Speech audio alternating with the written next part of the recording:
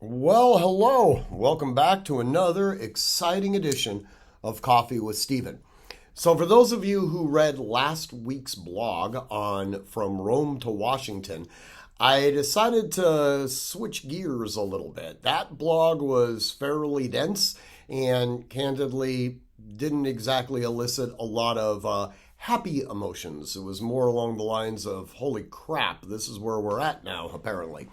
Um, this week's blog, we'll call it a hope-oriented blog, for lack of a better term.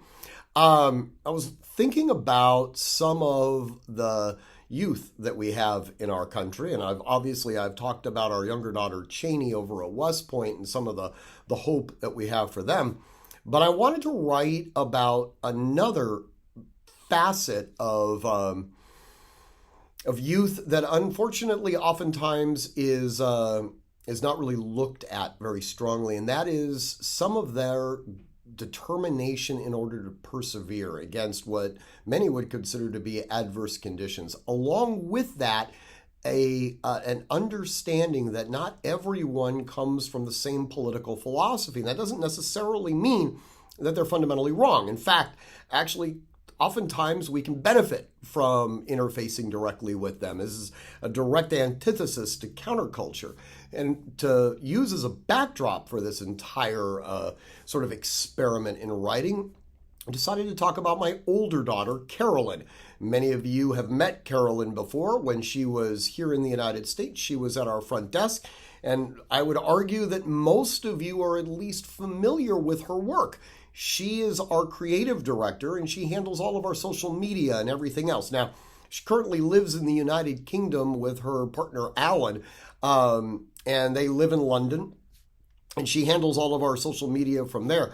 But I wanted to go back in time to when Carolyn was really nothing more than a child, and her grit and her determination. And I used an example of a competition that she did in Taekwondo.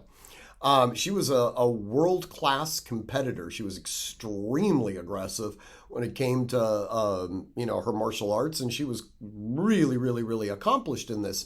And she was going through the world trials. Now, the world trials is sort of a predicate that is required. You need to earn a space to then ultimately get onto the U.S. Olympic team. She had to reach a certain point. Now, at this point, she's literally only like 12 or 13 years old.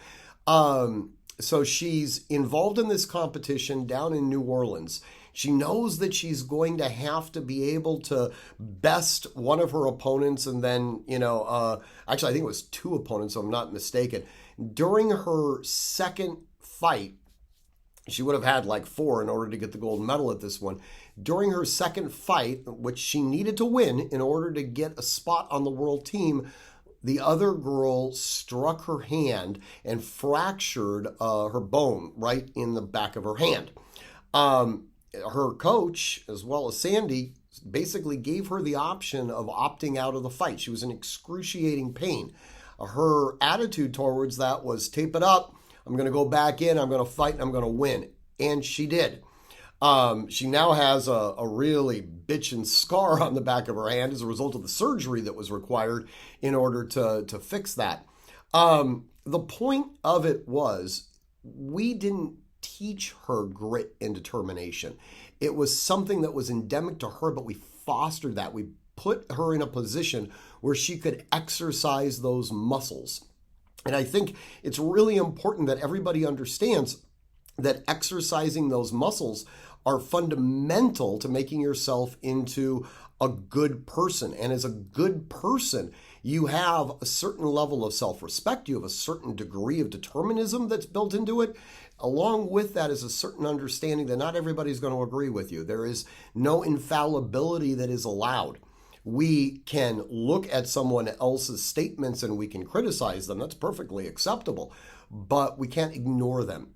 Carolyn and I don't see eye to eye on all levels of politics. Quite the contrary. Now, I will tell you, Carolyn is much more of an internationalist than I am. She's lived in Germany. She's lived in Australia. She spent time in Spain. Now she's living in the United Kingdom. So she's had experiences that, quite candidly, I've never had. right? And as a result of that, she's developed an awareness that is different from mine. It doesn't mean that my political philosophy is fundamentally flawed, nor is hers. It does mean, though, that we can act as a educational bridge between the two of us because there's mutual respect, not simply because she's my daughter and because I'm her father. No, it's because we both respect where each other has come from.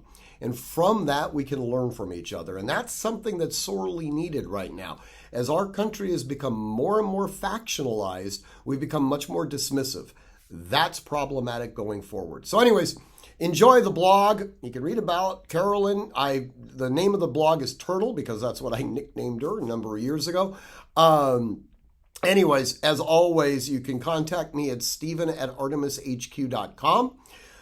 As always, I want you to train constantly, train consistently, train repetitively, and train with purpose. Above all else, stay safe.